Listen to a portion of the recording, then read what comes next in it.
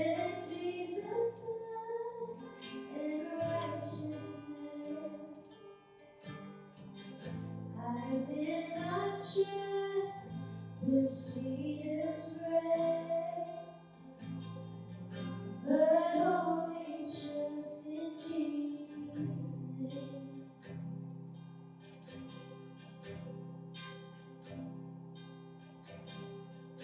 My hope is built on nothing less than Jesus' blood and righteousness. I did not trust the sweetest frame, but only trust in Jesus' name. Christ alone, cornerstone,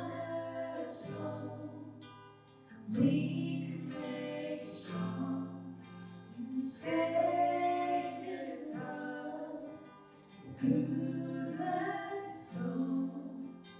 He is Lord, Lord of all.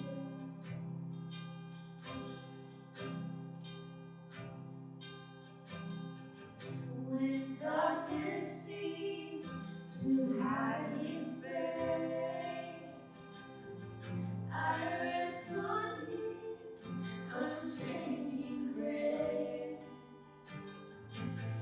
In every high and stormy gale, my anchor holds in me. My anchor holds in me.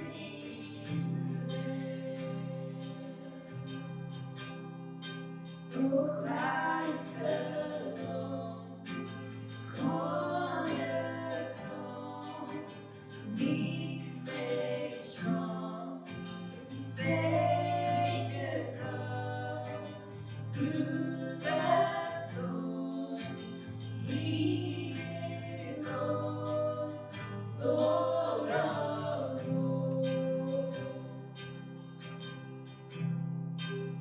Oh, He is Lord, Lord of all. Christ alone, cornerstone, weak made strong, Savior's love, through the storm. He is Lord, Lord of all.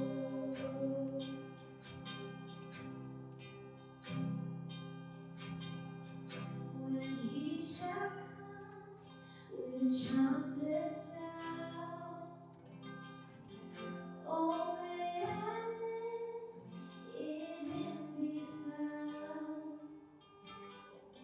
Dressed in His righteousness alone,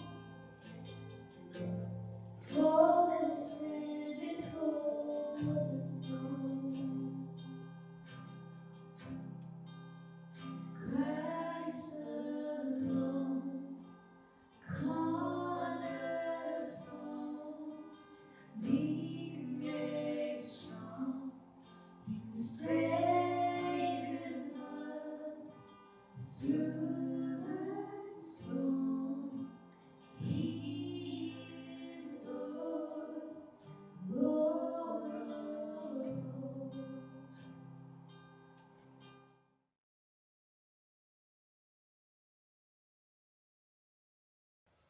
Hello everybody, it is so great to have you here wherever you're watching from. You know what, God has a plan for you and He loves you very much, and I'm super grateful that you are sticking around to hear the best part of the service, which is the Word of God. My name is Gloria and I'm going to bring you the Word today, and I lead here at Turning Point Church. This year I've been doing kids ministry. The past couple of years I've been doing kids ministry, and I've also been working here in the office. So you know what? It's super great to be here with you. Now, our word today is stemming from our major theme of the term, which is enlarge. And we're looking forward to enlarging our church. You know what? No matter what 2020 has been like, God has been working, and God has been working some great things through each and every one of us, and even you sitting there. And I'm super excited to look forward to seeing how our church will enlarge and continue to grow. Now, today in church, we're focusing on our youth ministry, which is super exciting. So our word today is going to be focused on extending your vision. Extending your vision. And this is to do with bridging the gap between generations, the old and the young. You know what? Something that I heard that was so encouraging to me is, you know what? Every single one of us are the generation of today. No matter what your age, no matter what your gender is, you know, you are alive today, which means you are the generation of today. And so we have a responsibility to connect, to grow together, and to help one another. So we have a responsibility as well to share the word and to share Christ's love to those who do not know Christ. So let's learn a bit more about that today, especially in including the younger people of our generation today. So number one, we're going to bring you 4 eyes just to help you out and make it super easy to remember these things. So don't forget, we're going to talk about 4 eyes. And if you've got notes there, you can write this down. Now, the first eye that we're going to look at is inspect. You know, this morning I want you to inspect your situation. As we all know, we've come to December 2020, which is crazy. We're already at the end of the year. But something that I've heard a lot this year, and even I've said myself, is, man, you know what? This pandemic has taught me the real things that matter in life, you know, being forced into our homes and staying with our family or by ourselves has really reminded me of to take focus on, you know, my me time, you know, my family, you know, take focus on my mental health and these things. But I don't say there's anything wrong with those things, but there is such a huge importance on getting together. And we're going to talk about that. It's such a huge importance in getting together. That's why I encourage you, if you're sitting at home and you're not joining in Sunday at church, come into church, bring your mask. I've got my mask in my pocket. We can follow all social directions as well as gather together. And if we open up our Bibles to Hebrews 10 verse 24 and 25, it says, "And let us consider how to stir up one another to love and good works, not neglecting to meet together, as is the habit of some, but encouraging one another, and all the more as you see the day drawing near." Look, it is so important to get together, and it is so important to encourage our young people to get together as well. There's just nothing like getting together, and I've really been able to experience that. And the last 2 weeks that we've been together as church, our first week last week, I was blown away at how much I missed being together. So we need to inspect our situation, and we need to see, are we keeping to ourselves, or do we have opportunities, or do we have more space in our life to let some people in, to connect with others? You know, young people are looking for connection, and we need to connect with them, because you know what? If we don't connect with them, who knows? I mean, I know all the other things that are going to connect with them, all the other things that are going to grab their attention, and we need to fight, and we need to fight, and I mean fight, for our young people to be connected into God, because there's no better place to be connected. So inspect your situation. Are you focused on honing into yourself? Are you focused on doing your own thing?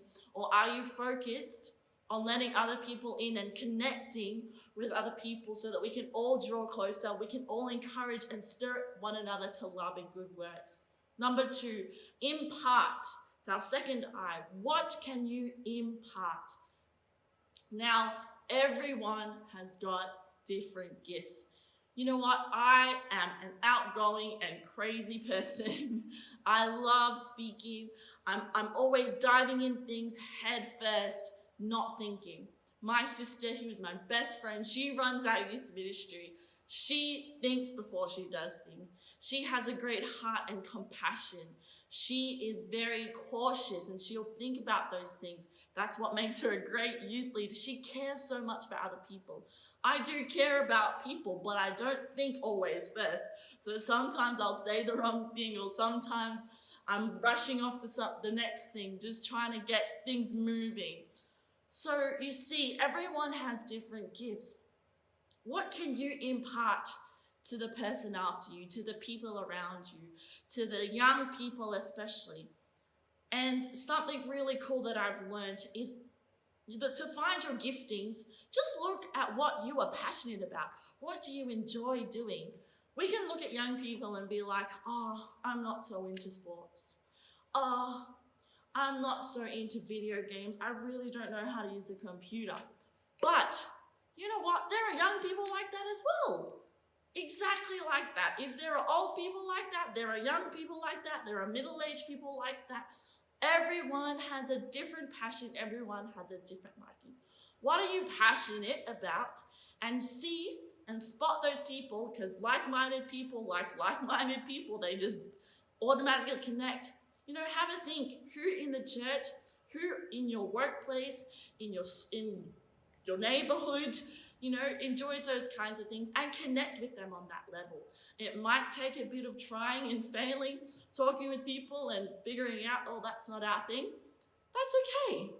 Keep going, and once you can solidify that, you have that opportunity to really impact and influences a person's life when you're able to find that connection of these are the things that we're passionate about. The number 3 I that we have is invest. You know, you need to invest into other people. What is it going to take for you? Have a think, because it's not going to be free. I'm telling you today, it's not going to be free. Nobody wants your free stuff. Just doing things that don't go out of your way, you know, that's not very, it doesn't really look good to other people. It means, it shows, you know, you don't really care. So it is going to take something, whether it's time, whether it's money, whether it's resources, whether it's your reputation, you know, might be a bit hard. People might not like you if you hang out with this certain type of person, if you help them out, you know. What is it going to take? What can you impart to other people? And don't be afraid to impart, because you know what? Jesus imparted so much. He gave of himself. He came, it says in Philippians, that he came as a servant to serve. You know, we should have that like mind to serve others, to look at others as above ourselves. And you have so much to offer. I laugh at this one because me and my sister running myself running a kids ministry, my sister running a youth ministry. Currently, my sister's just graduated. I didn't finish uni, but I'm working part-time. And for most of our life, we haven't had much money, just working some off jobs. And we've had to come up with ways to figure out things, especially when we had no money. You know, it wasn't about the money, it was about what can we give? What can we do? You know, let's have a movie night at our house. Let's go into the city and just ask everyone to pay for themselves. Let's go, catch a train, take photos as we go. Let's buy a chicken after church and buy a chicken, which is like $10, and some chips. Everyone can drink water, and let's hang out with everyone at the church after church. What can you impart? What can you give? Think about those things. And the last one is include. Include, invite, involve. There's a lot of I's to do with that one. Include, invite, involved. Let's include and invite and involve. So just as I said, as investing. And what can I invest? Our time, money, encouragement, invest your words to young people. Encouragement is so great. The next one is include. And something else Pastor Jody Elliott shared with us at our Next Gen training, which is a leaders training for all our kids and youth ministry. She said, invest before you invite. Invest before you invite. So invest before you include, involve. As I said before, people aren't going to stick around if you don't put anything in. And our children, our young people are worth everything. They are worth everything. They are our future. And Jesus showed that to us too. I think of the story of Zacchaeus. And Jesus was surrounded by people. People were following Jesus wanting healings. And Jesus, he loved to heal everyone. He had compassion over the crowds. But this one day when short little Zacchaeus is hiding up in the trees, Jesus stopped and looked at Zacchaeus. He stopped and looked up and said, Zacchaeus, calm down. I'm coming to your house. I'm spending time with you. I believe that you would know how much impact, how much that means to someone to be called out in the middle of a crowd, to be noticed in the middle of a crowd. Even in a tree, hiding in a tree up there, to be noticed. Let's invest, let's include, let's point out our young generation and lift them up, encourage them, empower them. In preparation for our awesome event coming up next week, we had some boards that we needed to paint. We've been doing lots of work, lots of preparation, and we have these awesome photo booths that we needed to paint. So Rejoice asked some of the young guys, hey, would you like to come out and paint these boards? And they stayed back after school to help us out. And this was awesome because you know what? It was a responsibility that we had as leaders to get done. And responsibilities can be tedious, they can be almost a burden, they can get hard. But let me tell you how fun it was to be hanging out with our young people, painting just out there, just outside the church over the grass. We played some music. There were lots of mistakes made. I was freaking out. Rejoice was freaking out, like, oh my goodness, is this what we envisioned? But you know what? It looks awesome.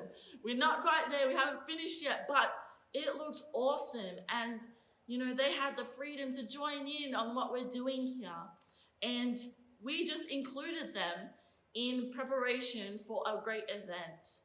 When we're coming to set up chairs, when we're coming to serve in the church, we encourage you to include the young people, to say, hey, come along, jump in my car, come along, let's go help in this, let's go help in this. But if you're always going to be asking them to do something, but you're not investing in them, you're not caring about them, showing that you care about them and giving them things, it can be just lunch, it can be a listening ear.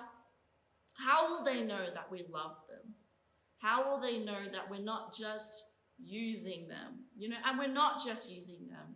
We're giving them opportunities to grow in God, to grow as a Christian, to learn how things work. One thing I love about the church is, it is the best place for a young person to grow up. Look, I'm a worship leader. I got some cafe skills here. I know how to make coffee, and that is an employable job, to be a barista. I've had this awesome speaking opportunity right now.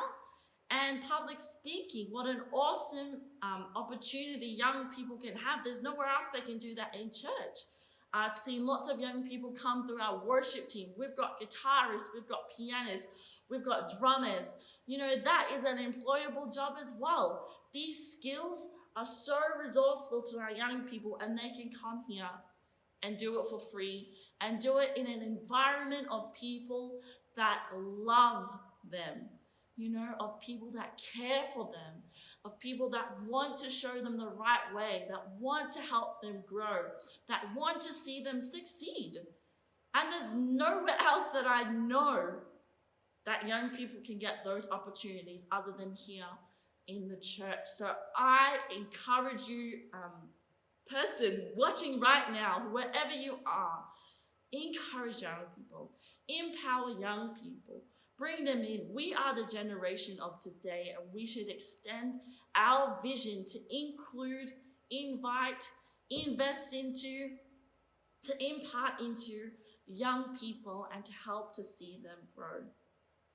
I'll finish off with the story of the boy who helped feed the 5,000. I love this. I imagine, some loaves, some fishes just being extended. Who doesn't love a great feed? Well, you know what? This great feed in Matthew 14, verse 13 to 21, that's where you find it. It wouldn't have happened with the little boy. Without the little boy giving his all. This was his lunch that was prepared for him. And he said, "Here, Jesus, take it. I want to help out. I want to give." We will never understand how much, God has in store for us through the young generation, through the younger people of our church, through the younger people even outside our church. And we should never underestimate the potential of the plan and the purpose of God on a young person's life.